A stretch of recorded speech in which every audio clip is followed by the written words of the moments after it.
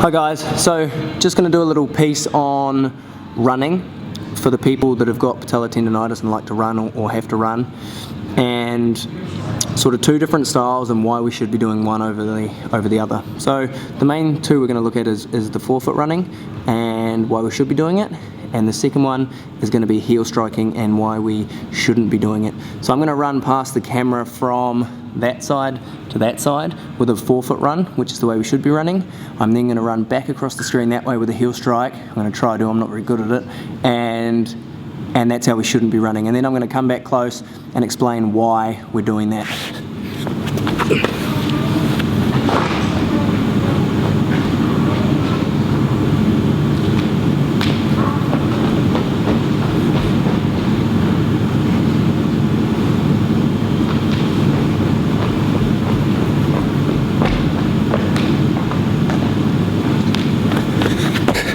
Alrighty, so you just sort of seen the forefoot run and then obviously the heel strike run on the way back. So I'm now going to explain what we're doing and why we're doing it. So the forefoot run.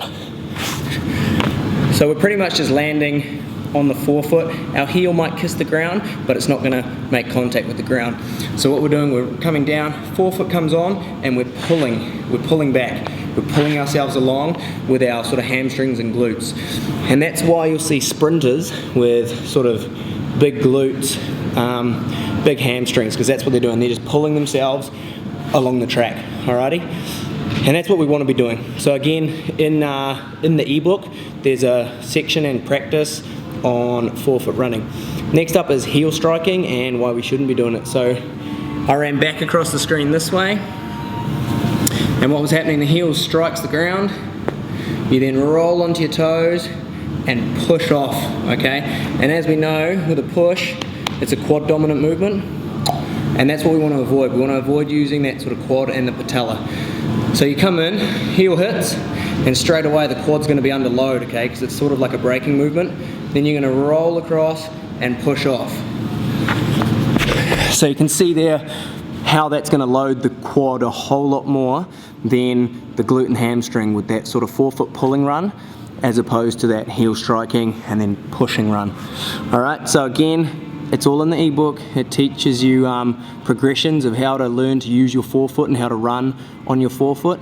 The big thing to take in mind is that when you start forefoot running, your calf takes a lot of the load, okay? So if you're not used to it, then start with small distances and then build it up over long distances. And again, in the book, there's a 12-week program, and it starts simple, and you start by doing just forefoot raises and then sort of 50-meter shuttles, and it builds up to sort of 400-meter runs.